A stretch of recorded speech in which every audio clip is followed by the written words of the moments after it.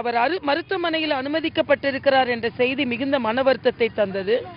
அதனால இன்னைக்கு எய்ம்ஸ் மருத்துவமனைக்கு சென்று அவர் அனுமதிக்கப்பட்டிருக்கின்ற அந்த மருத்துவமனையில் சென்று பார்த்தோம். அவர் ஐசியூல இருக்கிறார். ஆனால் அவர்கள் குடும்ப உறுப்பினர்கள்ட்டையும் மரியாதைக்குரிய விஜய் கோயல் அவர்கள்ட்டையும் அவரோட உதவியாளர்கிட்டையும் அவர் எந்த நிலையில் இருக்கிறார் என்பதை கேட்டறிந்தோம். மரியாதைக்குரிய விஜய் கோயல் அவர்கள் உடல் நலத்தோடு இருக்கிறார், ஆரோக்கியமாக இருக்கிறார், கவலைப்படும்படி ஒன்றும் இல்லை. உங்கள் எல்லோரின் பிரார்த்தனை தான் அவரை இன்று உடல் நலத்தோடு வைத்திருக்கிறது என்ற செய்தியை சொன்னார். மற்றபடி அவர் உடல் நலத்தில் உள்ள மற்ற விஷயங்களையும் கேட்டுவிட்டு அவர் நன்றாக இருக்கிறார் என்ற செய்தி எனக்கு மகிழ்ச்சியை தந்ததால் நான் இங்கே வந்தேன். அதே போல இப்போ அமித்ஷா அவர்கள் தமிழகத்துக்கு வராரு, அவருடைய பயண திட்டங்கள் என்னென்ன, யார் யாரை சந்திக்கிறாரு,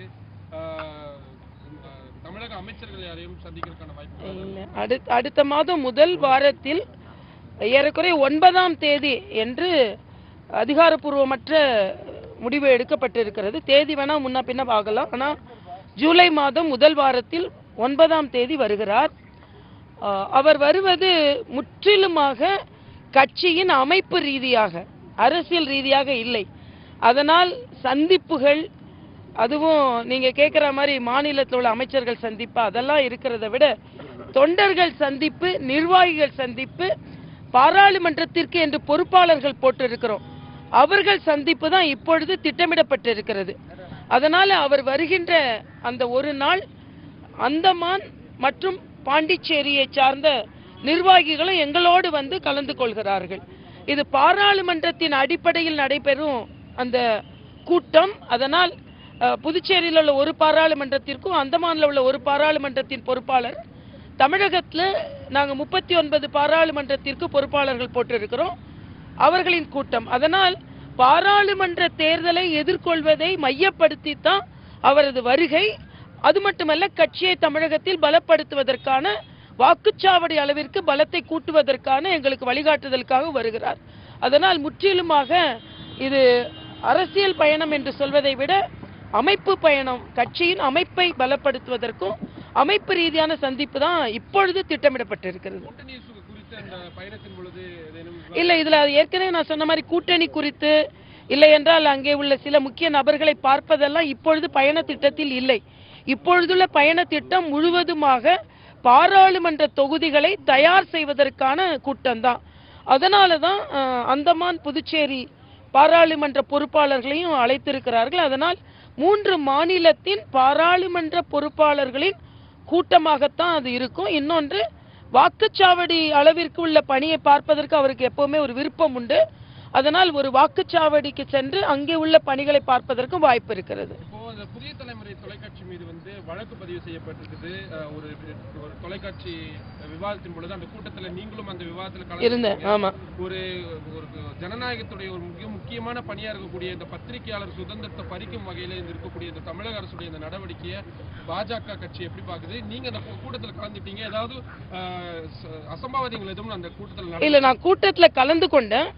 எப்பொழுதுமே விவாதங்கள் ஆரோக்கியமாக இருக்க வேண்டும் என்பதில் எனக்கு எப்பொழுதுமே முக்கிய நோக்கம் உண்டு. அதனால தான் எல்லாருமே பேசும் பொழுது ஒரு வரம்பை மீறாம, யாரோட மனதும் புண்படாமல் தான் எல்லாரும் வாதங்களை எடுத்து வைத்தோம். எல்லாருமே முக்கிய தலைவர்கள்.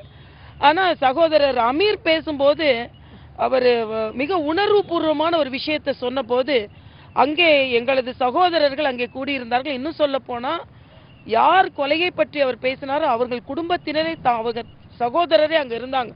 அது உள்ள உணர்வை இடறுபடி இருந்ததுனால அவங்க எல்லாம் கோபம் வந்து அவர்கள் எதிர்ப்பை தெரிவித்தார்கள். என்னை பொறுத்த மட்டில் சகோதரர் அமீர் அப்படி பேசியிருக்கவே கூடாது, மிக தவறு. அரசியல்ல பல காரணங்கள் இருக்கலாம், ஆனா ஒருவரை இழந்திருக்கிறார்கள். அவர்கள் இரத்த வெள்ளத்தில் அவர்களை பார்த்திருக்கிறார்கள், எங்கள் சகோதரரை. ஆக அப்படிப்பட்ட சசிகுமார் சகோதரரின் அந்த கொலையை, படுகொலையை பேசியிருக்க கூடாது. ஆனால் அதே நேரத்தில் ஊடக சுதந்திரம் பாதுகாக்கப்பட வேண்டும். இதுல ஊடகம் கார்த்திக் அடுத்து நான் நிகழ்ச்சியை பார்த்தேன், அதுல மாற்று கருத்தோ இல்லை என்றால் இன்ஃப்ளமேட்டரி கருத்துக்கள் எல்லாம் அவங்க எடுத்துட்டாங்க, எடிட் பண்ணிட்டாங்க. அதனால ஊடகம் சரியாக அவர்கள் செயல்பட்டிருந்தார்கள். அதனால் ஊடகத்தின் மீது வழக்கு தவிர்க்கப்பட்டிருக்க வேண்டும். ஆனால் அதே நேரத்தில் தலைவர்கள் தங்கள் பொறுப்புணர்ந்து பேச வேண்டும் என்பதும் எனது கருத்தாக இருக்கிறது. மேடம், இன்னைக்கு உங்களை போன்ற வைகோவும் வாஜ்பாயினுடைய மருத்துவமனைக்கு சென்று பார்த்திருந்தார்.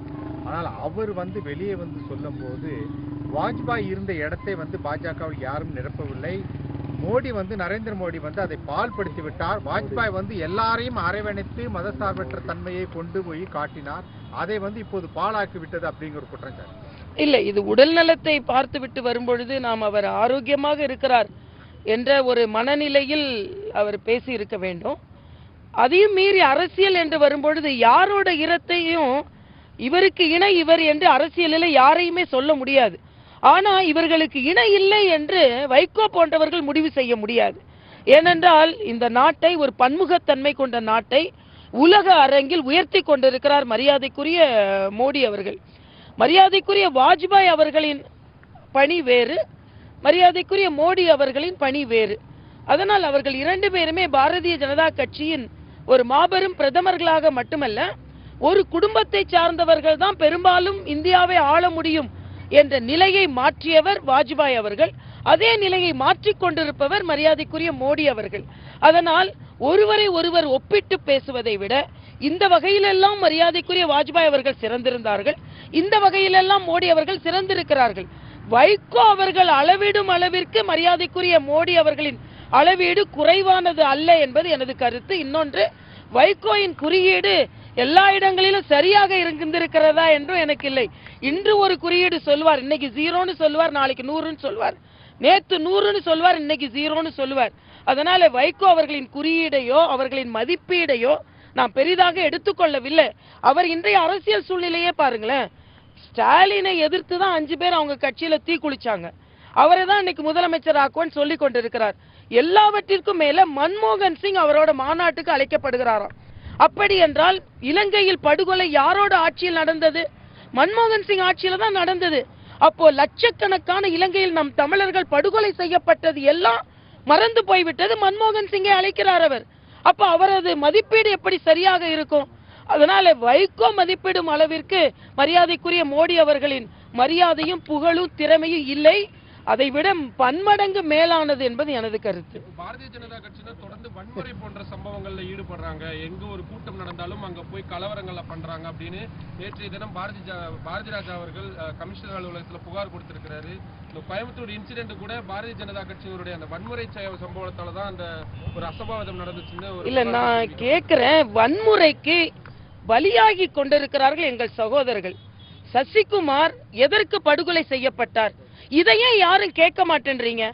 ஒரு சகோதரர்களின் உயிர் பதிக்கும் வருத்தமும் தெரிவிச்சு அதே மேடையில அமீர் அவர்கள் அதுக்கு வருத்தமும் தெரிவிச்சிட்டாரு. அப்படி இருந்தும் ஒருத்தரை பேச விடாம ஒரு தலைவர் நீங்க உட்கார்ந்துருக்கீங்க, உங்களுடைய பேச்சுக்கும் மரியாதை கொடுக்காம. இல்ல, என் பேச்சுக்கு மரியாதை கொடுக்கலன்னு சொல்ல முடியாது.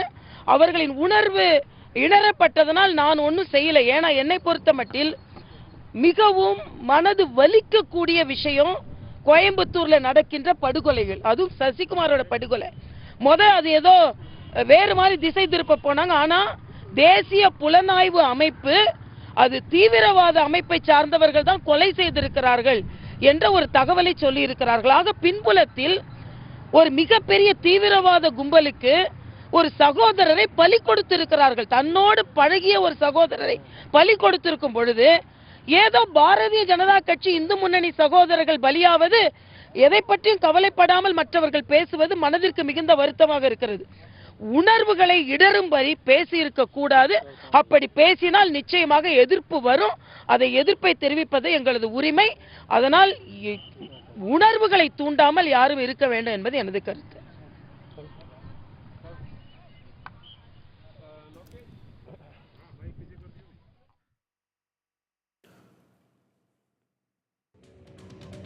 கோவை வட்டமேசை விவாதத்திற்கு பிறகு புதிய தலைமுறை மீது வழக்கு பதிவு செய்திருப்பது குறித்து செய்தியாளர்கள் கேள்வி கேட்டதற்கு, எப்போதும் விவாதங்கள் ஆரோக்கியமாக இருக்க வேண்டும் என்பதுதான் தன்னுடைய நிலைப்பாடு. ஆனால் அமீர் மிகவும் உணர்வுபூர்வமாக பேசியிருக்கக்கூடாது என்றும், ஒளிபரப்பப்பட்ட நிகழ்ச்சியில் சர்ச்சைக்குரிய கருத்துக்கள் நீக்கப்பட்டு விட்டதனால் புதிய தலைமுறை ஊடகத்தின் மீதான வழக்கை திரும்ப பெற வேண்டும் என்றும் தற்போது டெல்லியில் செய்தியாளர்களிடம் பாஜக தமிழக தலைவர் தமிழிசை சவுந்தரராஜன் பேசி வருகிறார். முழு விவரங்களை பின்னர் விரிவாக பார்க்கலாம்.